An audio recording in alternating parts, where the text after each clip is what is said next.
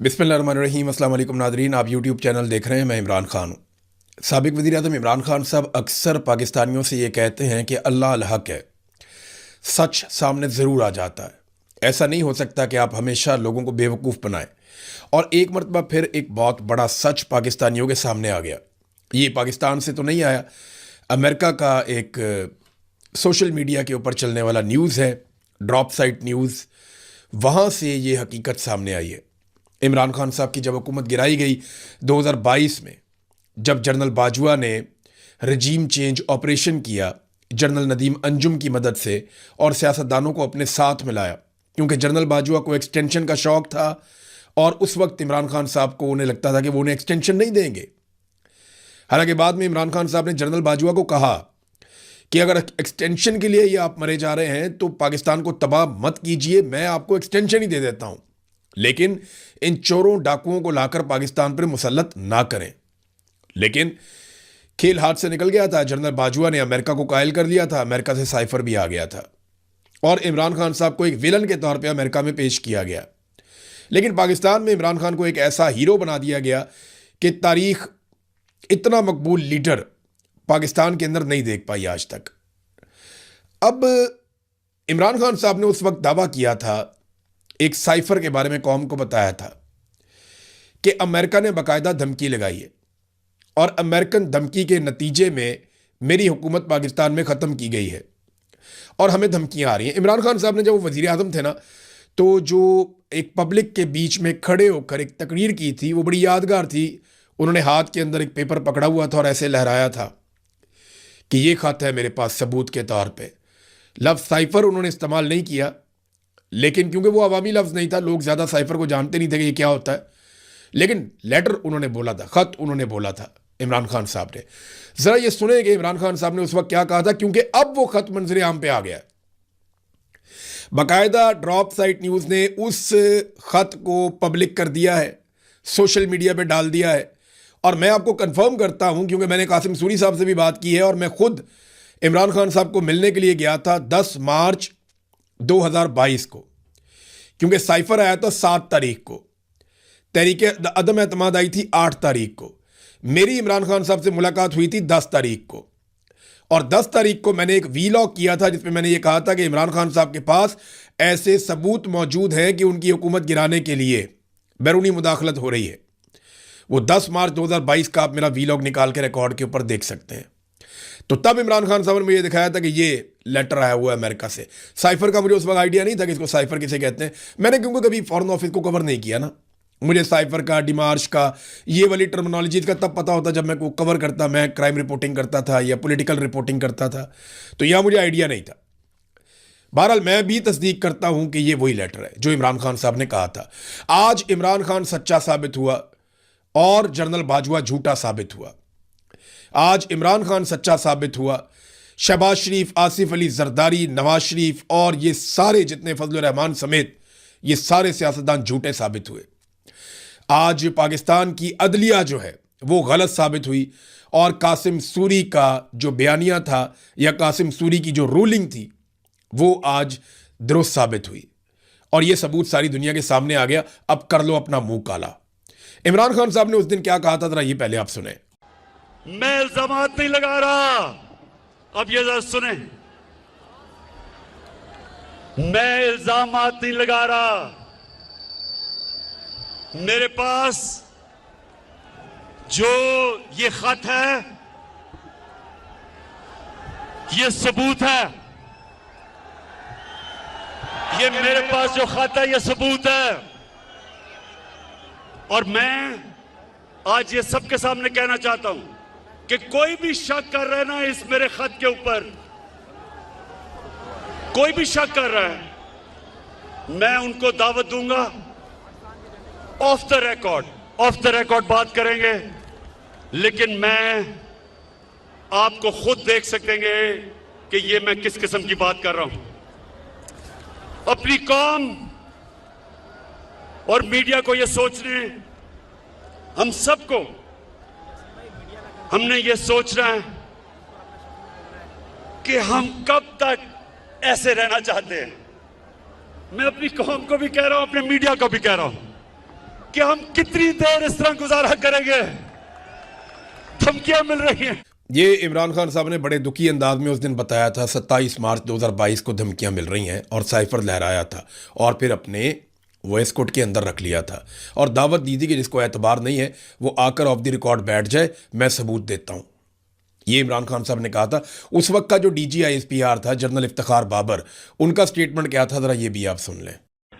हमारे लिए ये हैरान कुन था जब 27 मार्च इस्लामाबाद के जलसे में कागज का एक टुकड़ा लहराया गया और ड्रामाई अंदाज में एक ऐसा बयानिया देने की कोशिश की गई जिसका हकीकत से दूर दूर तक कोई वास्ता नहीं था।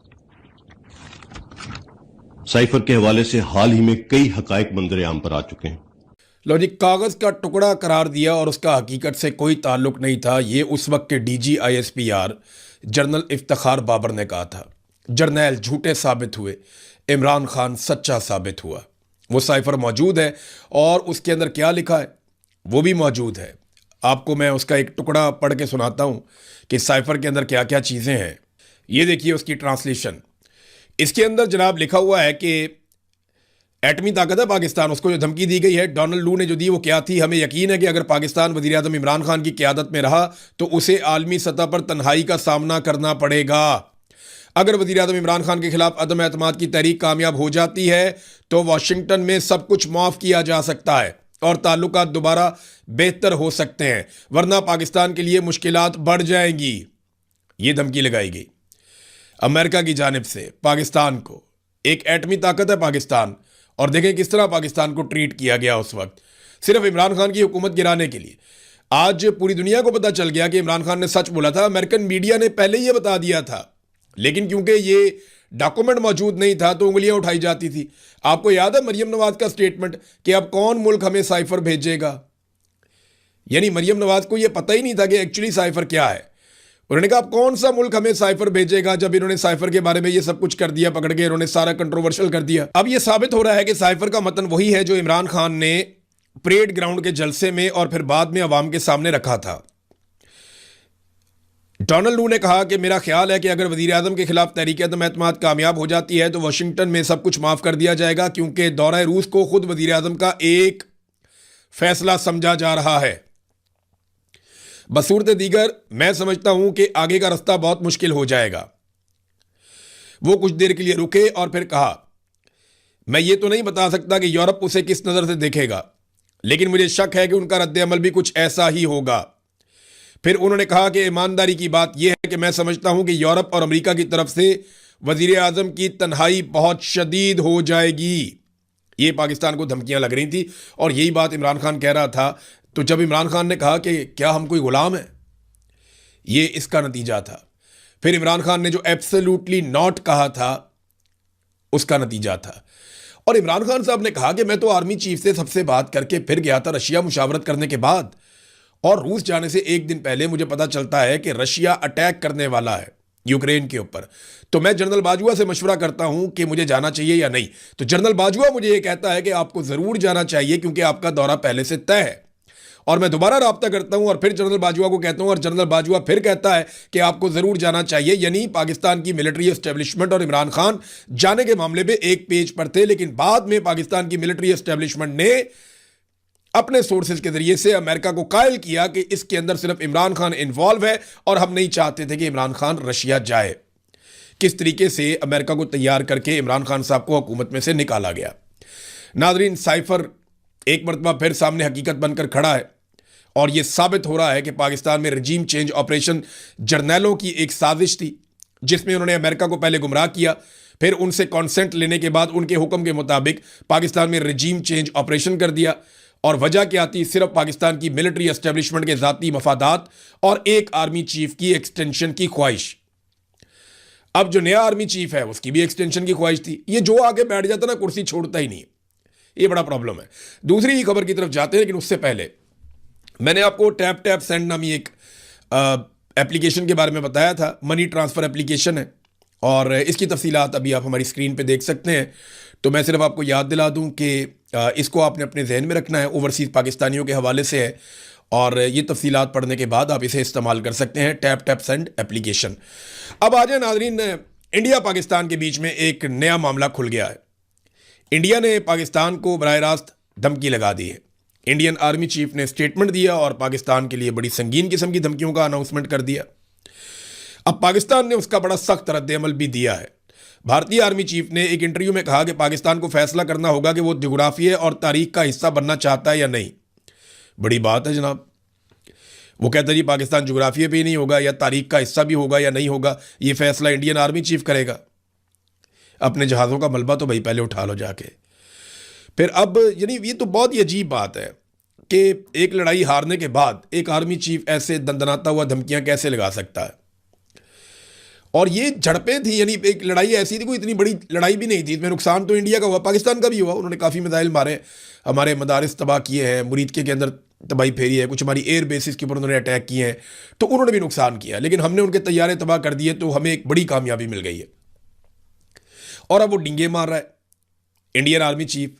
और पाकिस्तान एक एटमी कुव्वत है, कोई तरन वाला तो है नहीं कि आप आएंगे और आके आप कहेंगे हैप्पी बर्थडे टू यू और आप अटैक करेंगे और हम आपकी बात मान लेंगे। ऐसा नहीं होगा। गो कि इंडिया की फौज बहुत बड़ी है, आपके हथियार बहुत ज्यादा है, लेकिन हम एक एटमी कुव्वत हैं। आप हमें मिटा नहीं सकते, क्योंकि एटमी कुव्वत को जब कोई मिटाने की बात करता है ना, तो वो पागलपन का शिकार होता है।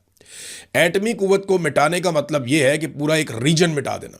अब पाकिस्तान के पास बहुत सारे एटम बम है, आप हमें मिटाएंगे, साथ में आप भी मिट जाएंगे। ऐसा ही होगा। ये नहीं हो सकता कि आप एटम बम मारें या हमें मिटाएं, हमारा जोग्राफिया खत्म करें और आप वहां पे कायम रह सकें। ये मुमकिन नहीं है ना। जब भी कोई मुल्क एटमी कुव्वत बन जाता है तो आप ये कर नहीं सकते। अब पाकिस्तान ने इसका जवाब ये दिया कि ये बयान हिंदुत्व नज़रिए के ज़ेरे असर भारतीय क़यादत की गुमराहकुन और वहमी सोच की अक्कासी करता है, जो 8 दहाइयाँ गुजरने के बावजूद पाकिस्तान के वजूद को तस्लीम नहीं कर सकती।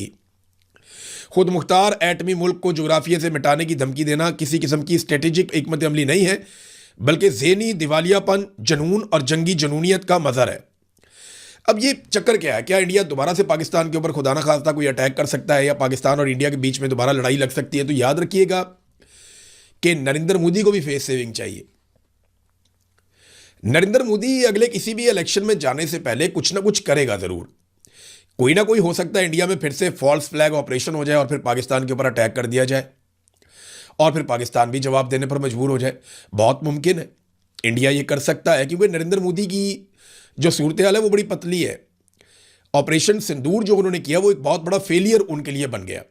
पाकिस्तान में ऐसा सच कोई कामयाबी उन्हें हासिल नहीं हुई, वो मासूम लोग शहीद हुए। वो जो उनका दावा है कि वहाँ दहशतगर्द कैंप हैं और ये है वो, या ऐसा कुछ नहीं है। अब एक दौर था पाकिस्तान में इस किस्म की एक्टिविटीज़ होती थी, अभी आपको कुछ नहीं मिलेगा यहाँ पे, ऐसा कुछ है नहीं है। वो जो लश्कर तैयबा वाला दौर था या उस किस्म की चीज़ें हुआ करती थी माजी में कभी, तो वो इंडिया की खाम ख्याली है। ये मुजाहिदीन जो कश्मीर के अंदर लड़ाई लड़ रहे हैं, पाकिस्तान उनकी सपोर्ट करता है और वो बेचारे अपनी आज़ादी के लिए आवाज़ उठा रहे हैं, वो एक अलग हकीकत है। लेकिन अगर आप कहें कि यहाँ पे जनाब अंधाधुन कैंप बने हुए हैं, तरबियतें हो रही हैं, वो अब नहीं है ऐसा कुछ। माजी के किस्से आपने भी बहुत शरारतें की हैं, पाकिस्तान ने भी की हैं, दोनों ने अपना अपना काम किया। लेकिन आप ये कोई कहे कि जोग्राफिया से ही मिटा देंगे, तो ये एटमी कुव्वत को ये कहना तो एक तरह का पागलपन ही है। और नरेंद्र मोदी को फेस सेविंग चाहिए, जिस तरह उसे मार पड़ी है और वो आलमी सतह पे गंदा हुआ, और डोनाल्ड ट्रंप ने उसे बहुत गंदा किया बेचारे को। अभी इंडिया को एक और झटका लगा है, क्योंकि वो रशिया से जो तेल ले रहा था उसकी मुद्दत ख़त्म हो गई है। अब या तो डोनाल्ड ट्रंप एक मरतबा फिर उनको सहूलत दे। वैसे इंडिया को डोनाल्ड ट्रंप सहूलत दे ही देता है कुछ ना कुछ करके, पाकिस्तान को सिर्फ तारीफ़ें करता है, पाकिस्तान को सिर्फ जो है वो आसरा देता है, सहूलतें जो है वो इंडिया को देता है। अब मामला ये है कि क्या इंडिया वाकई पाकिस्तान के साथ फड्डा कर सकता है? तो मुझे यकीन है कि ज़रूर किया जा सकता है ऐसा। बड़ी लड़ाई तो शायद इंडिया नहीं लड़ेगा, लेकिन पाकिस्तान के साथ एक महदूद लड़ाई इंडिया हो सकता है कि लड़े। और देखें ये स्टेटमेंट उनके तब आ रहे हैं जब वो यूएई गए हैं और यूएई की क़यादत से जाके उन्होंने पपियाँ जपियाँ की हैं, बड़ी उनके साथ मुलाकातें की हैं। अब इंडिया के अंदर जो है वो अक़लियतों को कुचला जाता है और उसी मज़हब के लोगों को बाहर जाके जफियाँ डाली जाती हैं। तो पैसा बड़ी चीज़ है और इख्तियार बड़ी चीज़ है और मफादात जो हैं वो उससे भी बड़ी चीज़ है। बहरहाल ये इंडिया पाकिस्तान का मामला, इसके ऊपर हम नज़र रखेंगे। धमकी का जवाब पाकिस्तान ने ठीक दिया है। अब एक और चीज़ है कि कल का दिन बहुत इंपॉर्टेंट है, क्योंकि एक तरफ पाकिस्तान तहरीक इंसाफ ने तकरीबन तमाम धड़ों ने, इसमें सुहेल अफरीदी भी हैं, इमरान खान की बहनों ने तो आना ही आना है, वो हर दफ़ा आती हैं मंगल को, और ये मंगल तक की डेडलाइन दी हुई थी सुहेल अफरीदी ने। तो अब ये सुहेल अफरीदी की डेडलाइन भी खत्म हो रही है मंगल वाले दिन। मंगल वाले दिन ही महमूद खान अचकजई की डेडलाइन भी खत्म हो रही है। और जो कुछ पाकिस्तान तहरीक इंसाफ ने और दीगर जमातों ने कहा, और वो सारा कुछ मिला के मंगल वाले दिन पे बड़ा बोझ पड़ गया। मेरी इंफॉर्मेशन ये है कि पाकिस्तान तहरीक इंसाफ को एस्टेब्लिशमेंट ने किसी भी किस्म के बड़े एहतजाज से मना किया है और दहशतगर्दी का भी एक बहाना बताया कि दहशतगर्दी के वाक़यात बढ़ गए हैं, आप बाद आ जाएं, ऐसी कोई हरकत मत कीजिएगा वरना आप जिम्मेदार होंगे। तो एस्टेब्लिशमेंट ने बड़ा सख्त पैगाम दिया। दूसरी जानिब पाकिस्तान तहरीक इंसाफ की डेडलाइन भी है। तो नेक्स्ट वीलॉग में इसके ऊपर हम तफसील से बात करेंगे कि कल के दिन में क्या हो सकता है और किन चीज़ों की तवक्को की जा रही है। अब आ जाए ज़रा बैनुल अक़वामी खबरों की तरफ। तो नाज़रीन, सबसे पहले तो ये खबर लें आपके अमरीकी फ़ौज ने एक मरतबा फिर अपने बहुत सारे जो फ़ौजी साजो सामान ले जाने वाले तैयारे हैं, इन खाली तैयारों को भिजवाया था यूरोप की जानिब, और अब ये मगरबी ममालिक से वापस आ रहे हैं खलीज की तरफ, और एक मरतबा फिर बड़े पैमाने पर फ़ौजी साजो सामान की तरसील शुरू कर दी गई है खलीजी ममालिक में। अमरीकी फ़िज़ाइया के C-17A स्ट्रेटेजिक एयरलिफ्टर यूरोप और खलीज के दरमियान परवाज़ें भर रहे हैं और वहाँ से जो दिफाई साजो सामान है या फ़ौजी साजो सामान है वो पहुँचाया जा रहा है। मज़ीद फ़ौजी भी इस खित्ते में पहुँच रहे हैं। वजह क्या हो सकती है? यहाँ पे बैनुल अक़वामी सतह पे कुछ खबरें छपी हैं और उन खबरों में ये दावा किया जा रहा है कि अमेरिका और इसराइल आइंदा हफ्ते ईरान पर हमले की तैयारी कर रहे हैं। मुख्तलिफ खबरसा एजेंसियाँ जो हैं वो इस किस्म के दावे कर रही हैं, मीडिया रिपोर्ट्स आ रही हैं गैर मुल्की, और ये कहा जा रहा है कि मुज़ाकरात ताअत्तुल का शिकार हो गए हैं। ईरान की शराइत अमेरिका के साथ बिल्कुल मैच नहीं करती, अमेरिका की शराइत ईरान के साथ मैच नहीं करती, बीच का कोई रास्ता निकल नहीं रहा। पाकिस्तान हो या चाइना हो, किसी की भी सालसी काम नहीं कर रही। और अगर ये सिचुएशन ऐसे ही रहती है तो डोनाल्ड ट्रंप पे भी प्रेशर बढ़ेगा और ईरान पे भी। ईरान पे प्रेशर इस बात का है कि ईरान के जो तेल के कुएं हैं वहाँ से वो तेल निकाल कर उनकी तरसील नहीं कर पा रहा, उनके जहाज़ों के रास्ते रुके हैं। और अमेरिका पे प्रेशर इसलिए है कि जब अमेरिका ईरान का रास्ता रोकता है तो पूरी दुनिया के रास्ते भी आबनाए हुर्मत में रुकते हैं। अब अरब ममालिक से और बाकी जगहों से या खलीजी ममालिक से अमेरिका के ऊपर भी प्रेशर पड़ रहा है। तो जैसे जैसे दिन गुजर रहे हैं, दोनों ममालिक के ऊपर एक प्रेशर कुकर सिचुएशन बन रही है, बहुत दबाव बढ़ता जा रहा है और ये दबाव किसी वक्त भी एक तनाज़े की शक्ल इख्तियार कर सकता है। नेतन्याहू को ये लड़ाई पसंद है, यानी नेतन्याहू को ये सूट करती है लड़ाई, क्योंकि उनका सब कुछ दांव पे लगा हुआ है। और दूसरा एक और आदमी है जिसे ये लड़ाई सूट करती है, वो रज़ा पहलवी है, जो ईरान का साबिक हुक्मरान फैमिली से। तो रज़ा पहलवी ने जो है वो डोनाल्ड ट्रंप को जो है वो मुखातिब करते हुए कुछ स्टेटमेंट्स दिए हैं और रज़ा पहलवी ने कहा है कि आपको ये ज़ख्मी रीछ है, ज़ख्मी जानवर है, आपको ये काम अंजाम तक पहुंचाना होगा, आप इसको ऐसे बीच में नहीं छोड़ सकते, आपको ये ख़त्म करना होगा, ईरान के अवाम को फ़ैसला करना होगा, ये वहाँ पे रजीम है, आप कभी यहाँ जाते हैं कभी वहाँ जाते हैं। तो रज़ा पहलवी बहुत ज़्यादा परेशानी का शिकार है कि मैं तो जा रहा था, ख्वाब देख रहा था कि ईरान वापस जाऊँगा और इक़्तिदार संभालूंगा। उधर जो ईरान के अंदर इक़्तिदार मौजूद है वो पहले से बहुत ज़्यादा मजबूत हो गया। बल्कि रज़ा पहलवी ने एक लालच भी दिया अमेरिका को। रज़ा पहलवी ने कहा कि अगर हमें आज़ादी मिल जाती है तो 10 सालों में ऐसी सूरत हाल पैदा हो जाएगी कि ईरान से अमेरिका को $1 ट्रिलियन से ज़्यादा का मुनाफा मिलेगा, ये भी कहा। अच्छा, एक अमेरिकी साबिक वज़ीर दिफा है, उनका नाम है रॉबर्ट गेट्स। उन्होंने भी एक कहानी सुनाई नेतन्याहू को लेकर के 2009 में नेतन्याहू ने उनके साथ क्या किया। रॉबर्ट गेट्स ने कहा कि जुलाई 2009 में नेतन्याहू ने मुझे कहा था कि ईरानी हुकूमत कमज़ोर है और पहले ही हमले में बिखर जाएगी। मैंने तब उन्हें यह बात समझाई थी कि वो बिल्कुल गलती पर हैं और वो ईरानियों की कुव्वत बर्दाश्त और उनकी लचक को कमतर समझ रहे हैं, वो नहीं जानते। यही चूरन उन्होंने बड़े अरसे से बेचा और अभी डोनाल्ड ट्रंप ने ख़रीद लिया और डोनाल्ड ट्रंप ने वो गलती कर दी जो गलती इससे पहले बराक ओबामा ने और जो बाइडन ने नहीं की थी। नाज़रीन, ईरानी फ़ौज मुख्तलिफ़ किस्म के हथियार सरकारी टीवी पे चलाना सिखा रही है। पहले मैंने आपको बताया था कि उन्होंने पीके मशीन गन चलानी सिखाई। ये बड़ा मशहूर वेपन है ईरानी और बड़ा तगड़ा वेपन है, वो पहले सिखाया। क्लाशनकोफ से हैवी कैलिबर है, बहुत ज़बरदस्त गन है। तो अब वो सिखा रहे हैं स्नाइपर राइफल कैसे चलती है, यानी आप निशाना लेकर किसी को टेलीस्कोप में देखकर कैसे मार सकते हैं।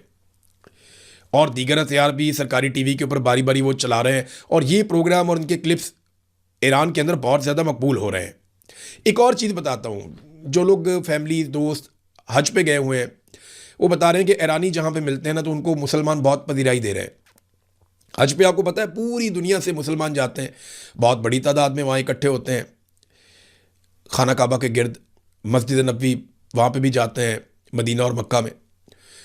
तो बताते हैं कि जहाँ पे ईरानी शहरी मिलते हैं तो उनको बड़ी पजीराई मिल रही है, उन्हें बड़ा प्रोटोकॉल मिल रहा है, सरकार की जानिब से नहीं, जो बाकी मुसलमान पूरी दुनिया से आए हुए हैं वो उनको बहुत प्यार दे रहे हैं, क्योंकि वो ईरान जंग में है और वैसे भी उसकी इसराइल के साथ और अमेरिका के साथ जंग चल रही है, तो मुसलमानों के जज्बात भी ज़रा फिर उनके साथ जुड़ जाते हैं जाकर। नाज़रीन, एक और बहुत बड़ा इंकिशाफ हुआ है, और ये इंकिशाफ जो किया है ये इसराइली मीडिया ने किया है। इंकिशाफ ये बताता है कि इराक के अंदर इसराइल ने अपने खुफिया फौजी अड्डे बनाए हुए थे और कभी पता ही नहीं चला इराक की हुकूमत को भी। यानी कितनी अजीब बात है ये कि इराक की हुकूमत को पता ही नहीं चला और इराक के अंदर इसराइल ने अपने खुफिया फौजी अड्डे बनाए हुए थे ईरानी सरहद वाली साइड को लेकर के। अब अमेरिका, क्योंकि वहाँ पे बहुत सारी अमेरिकन कंपनियां काम कर रही हैं, उन्होंने बहुत सारे इलाके अपने बंद किए होते हैं, तो वहाँ पे इसराइल के खुफिया फौजी अड्डे भी थे, उनके लोग वहाँ पे काम कर रहे थे और अमेरिकन ने सैटेलाइट के ज़रिए से या वो जो उनका रेडार का सिस्टम होता है उसको भी मफलूज कर रखा था ताकि इराकी गवर्नमेंट या वहाँ के लोग ना जान पाएँ कि इसराइली बाकायदा यहाँ पे अपनी फ़ौजी अड्डे बनाकर यहाँ बैठे हुए हैं इराक की सरजमीन के ऊपर। अब पता नहीं और कहाँ बनाया होगा, लेकिन ये खबर आ गई है। ईरान पर हमलों के वक्त इराक में इसराइल के कायम किए गए 2 खुफिया फौजी अड्डों की तफसीलात सामने आने के बाद अब ये राय तकवीयत पकड़ रही है कि गुज़िश्ता रोज़ मुत्तहिदा अरब अमारात और सऊदी अरब पर इराक की हुदूद की तरफ से ड्रोन हमलों की कोशिश फॉल्स फ्लैग ऑपरेशन हो सकती है। सऊदी अरेबिया के ऊपर 3 ड्रोन गए, सऊदी अरब ने उन तीनों को रोका हवा में। अब ये ड्रोन ईरान कहता है जी हमने तो नहीं भेजे, हज का सीज़न अभी तो कोई ऐसा नहीं करेगा, और ये इराक की तरफ से आए। इससे पहले एक ड्रोन आकर गिरा जनरेटर के ऊपर, वहाँ पे आग लग गई यूएई में, अबू धाबी के इलाके में। तो ये जो सारा कुछ हो रहा है, अल-जुफ्रा का इलाका है, वहाँ पे आके गिरा था। ये जो सारी एक्टिविटी हो रही हैं, ये कोई चिंगारी एकदम भड़क गई तो ये पूरे खित्ते में आग लग जाएगी, जंग लग जाएगी। और अब ये पता चल रहा है कि इराक वाली साइड से हमले होते हैं। जैसे ईरान पर हमलों के दौरान सऊदी अरब, तुर्की और मुत्तहिदा अरब अमारात पर मुतअद्दिद हमलों से ईरान ने लाताल्लुकी इख्तियार की थी कि हमने नहीं मारा, ये ड्रोन आए ज़रूर हैं, ये हथियार आए ज़रूर हैं, लेकिन ये हमने इस्तेमाल नहीं किए। इराक में इसराइली खुफिया अड्डे से मुताल्लिक इतला देने वाला जो चरवाहा था, उसको सबसे पहले पता चला ना, वो अपनी बकरियां, अपने जानवर चुरा रहा था, तो उसको पता चलता है कि यहाँ पे तो ये खुफिया अड्डे बने हुए हैं। तो इराक में इसराइली खुफिया अड्डे से मुताल्लिक इतला देने वाले चुराहे को इसराइली फ़ौज ने कत्ल कर दिया था। इस खबर को अब अमरीकी मीडिया में भी कवरेज मिल रही है। न्यूयॉर्क टाइम ने भी इसकी खबर शाया की है। इस पर मिस्री ओपन सोर्स इंटेलिजेंस अकाउंट ने एक तबसरा किया। उन्होंने बताया कि बिलाखिर कोई तो इस इराकी चरवाहे के बारे में बात कर रहा है जिसने इराक के सहरा में एक खुफिया इसराइली फ़ौजी अड्डे का सुराग लगाया था और इसराइली फ़ौज ने उसका पीछा करके उसे हलाक कर दिया था। जिन्होंने उसके पीछे एक हेलीकॉप्टर भेजा और उस वक्त तक फायरिंग की जब तक कि उसकी गाड़ी शोलों की लपेट में नहीं आ गई। तो ये एक चरवाहे ने पोल खोला था और अब समझ आ रही है कि किस तरीके से इस रीजन से जब अटैक किया जाता है तो ऐसा तासुर बनता है कि ये हमले ईरान कर रहा है। बहरहाल अब तक के लिए इतना ही। अपना ख्याल रखिएगा, अपने चैनल का भी। अल्लाह हाफ़िज़।